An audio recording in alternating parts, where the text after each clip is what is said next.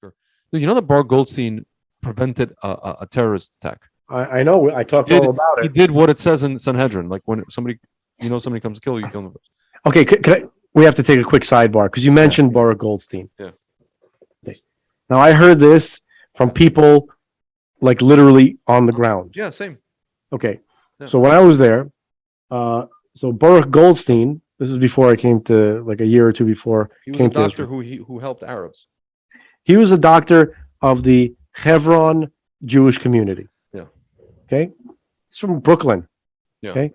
He was a meek, mild-mannered, righteous person who healed anybody that came to him.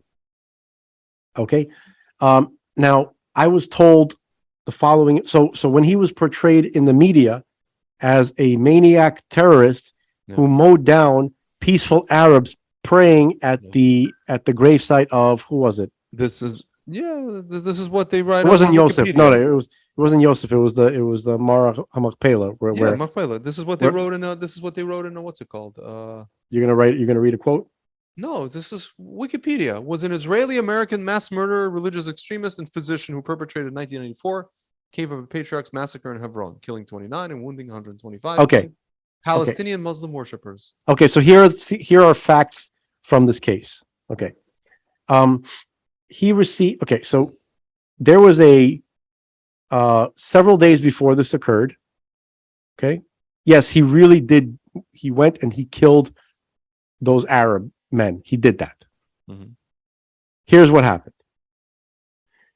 A number of days before, this is around Purim time, if I'm not mistaken. Yes. I mean, February, yeah. Adar, February 25th. Mm-hmm. Can you look up if that was Purim? Let's see. February 25th. Because that's, I just want to, just for the sake of my memory.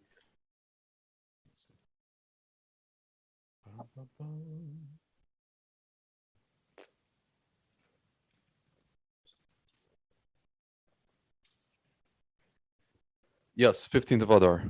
That's when he did it, right? Yeah. Okay. So, several days before this happened, him being a doctor, so, people who are either, in an accident or sick, they're brought to him, anybody from the area. Yeah. In this particular instance, a young, pregnant Jewish woman, girl really, was brought to him. Yeah. With stab wounds all over her body.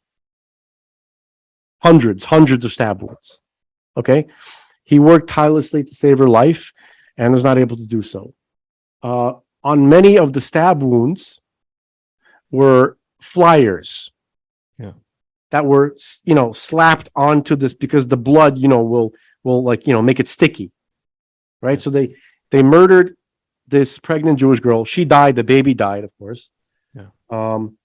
And they used her as a advertisement billboard. Okay, where there was somebody made flyers saying there's going to be a massacre on Purim. Okay, they're planning a massacre on Purim. They were preparing people. They were gloating about it. Okay, I'm not sure why they felt that they could gloat about it, but the atmosphere politically at that time, I think Barak was the prime minister at that time. 1994. I think so. Yeah. Barak is the worst of the Erev Rav. Yeah. He, pure leftism. Actually, he was not. He was the prime minister in 1999, but I think the prime minister at that. I think he was prime minister twice, wasn't he? No, he was only prime minister once for 2 years. It wasn't Barak. I'll tell you exactly who it was. It was. Wouldn't even surprise me if it was Netanyahu. It wouldn't be surprised me either. Actually, you know what's funny? 1 second. Preceded. Could have been Perez, maybe. 1 second.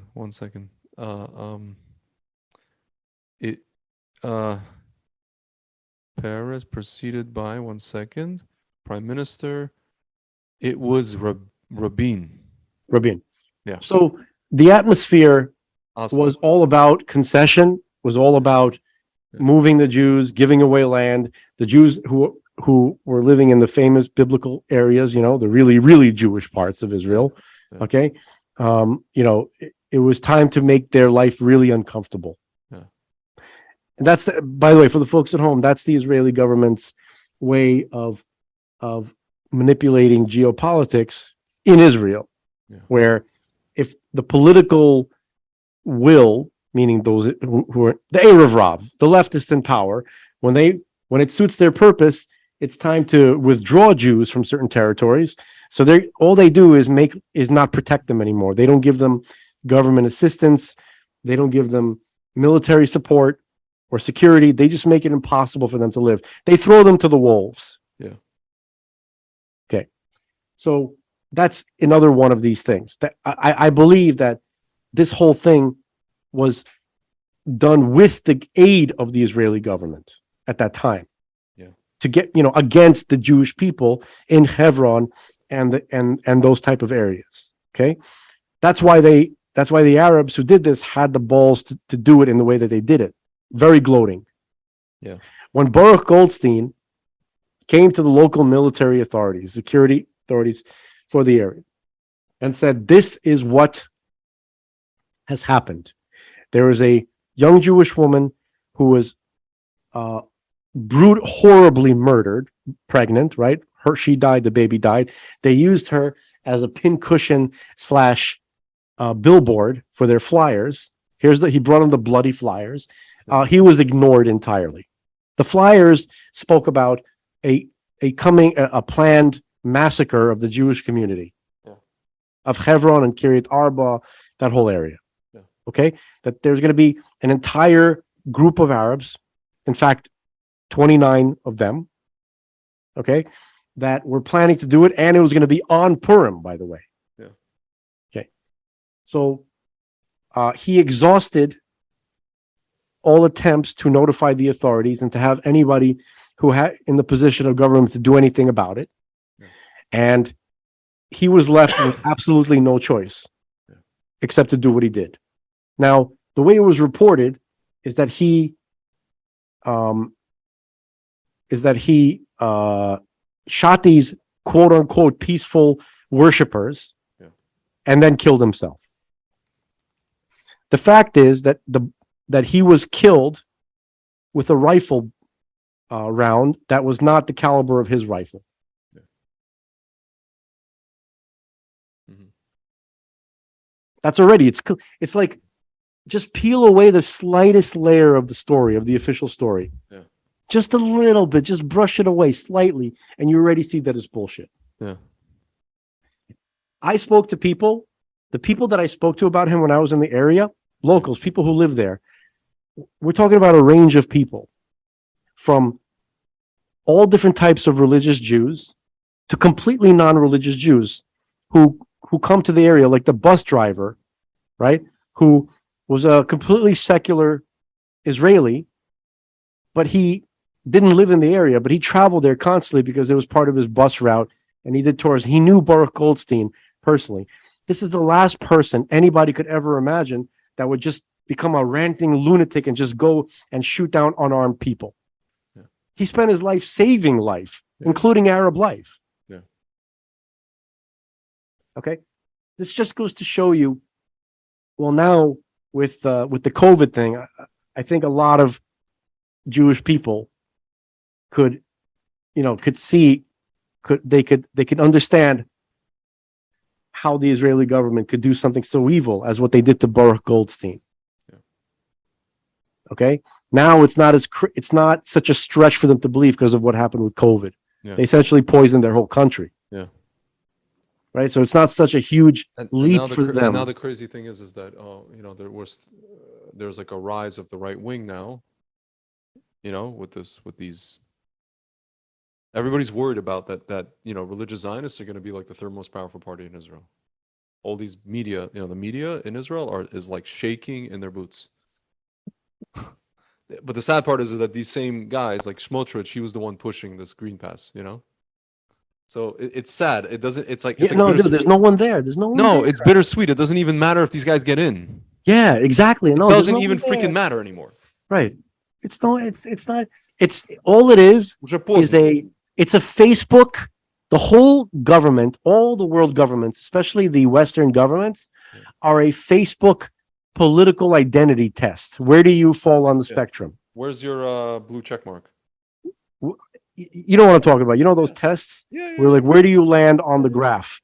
Yeah, that's all it is. You know, like left of center, right of center. When It's people vote, market research. yeah. So Smotrich represents a feature on a graph that is used to determine the will of the people. He's not a real right winger. Nobody's real. Nobody's real. There's no. If you're in government, if you're given any sway in government, you're not real. Okay. So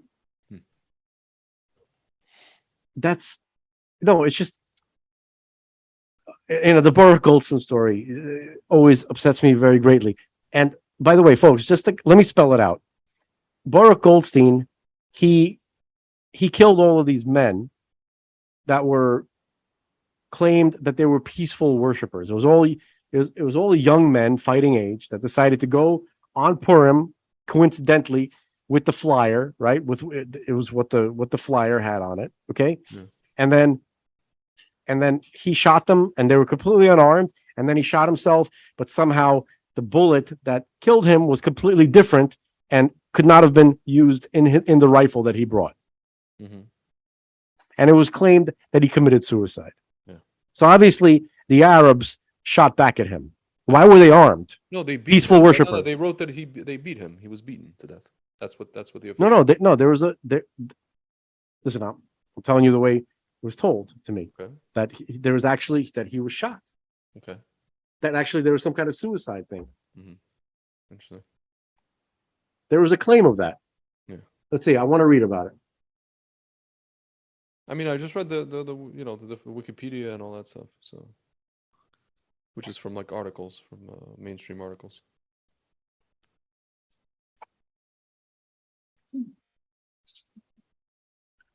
Guy looks so familiar. I'm looking at him. Baruch Goldstein? Yeah. Listen, he went to YU. He went to Einstein College of Medicine. Doctor, man. He was a doctor. Veneration by extremists. While mainstream Jewish religious leaders, including the chief rabbis of Israel, rejected the suggestion that killing Palestinians was authorized by the Torah, some extreme. Oh man, you know what? Everything is just a loaded statement. I'm not even going to read the Wikipedia shit. It's so many layers of caca here. Yep. Can I read to you an article about just to so you get a taste of what's going on about the Israeli election? Hang on, hold on a second. Wait. I have a note here. Second. So so when they did forensics, supposedly, allegedly, of what actually went down there, there's like supposed to be an investigation, right? Like rounds were fired, right? There was supposedly there was, so for some reason they found I'm starting to remember now. They found bullet holes everywhere, right? They extracted the slugs. Okay. And they found multiple calibers. Okay. So if he came there with one rifle to do this, how come there were so many different calibers found in this gunfight? Yeah. That's what it was. That was the question. Yeah. Because they were armed. Both sides were armed. They were shooting back at him. And the question is, why do they have guns? Right? That's really what it came down to. What were they planning to do with these guns? Anyway, that whole part of the investigation was completely ignored. But everybody locally knows about it. If you're there, and if you ever visit that area and you speak to the locals, right, ask about him and see what they tell you.